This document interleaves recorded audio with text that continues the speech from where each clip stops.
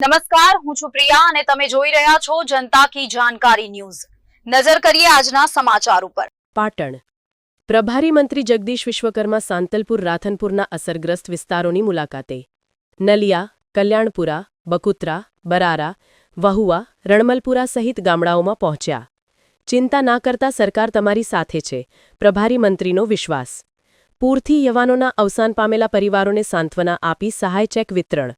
પશુપાલકો ખેડૂતોના નુકસાનના સર્વેની કામગીરી શરૂ, તંત્ર સતર્ક। મઢોતરા ગામમાં પાણી ભરાવાની સમસ્યા ઉકેલવા કાયમી આયોજનના આદેશ। ગામલોકોની રજૂઆતો સાંભળી તાત્કાલિક ઉકેલ લાવવાની ખાતરી। જિલ્લા કલેક્ટર, ધારાસભ્ય, આગેવાનો અને તંત્રના અધિકારીઓ સાથે હાજરી। રિપોર્ટ અનિલ રામાનુજ, રાધનપુર।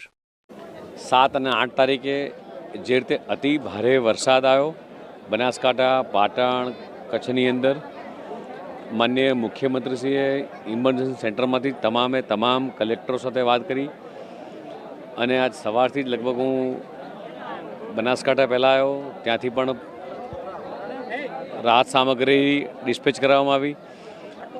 ત્યાંથી પાટણ સાંતલપુર ખાતે આવ્યા।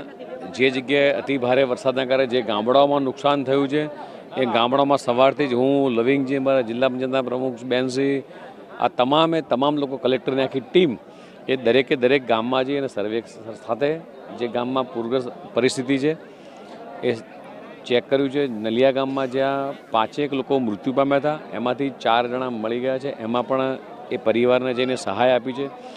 જે જગ્યાએ પશુધન એ મૃત્યુ પામ્યા છે એ પણ ગામની અંદર જઈ અને જાતે જ પહોંચ્યા બાદ એ લોકોને પણ ત્યાં ચેકનું વિતરણ કર્યું છે। જે જગ્યાએ જે જાનમાલની નુકસાની થઈ છે દરેક જગ્યાએ સર્વેની ટીમ પહોંચી ચૂકી છે। સાથે આરોગ્યની ટીમ એ પણ સાથે પહોંચી છે, વેટરનરી ડૉક્ટરની ટીમ એ પણ પહોંચી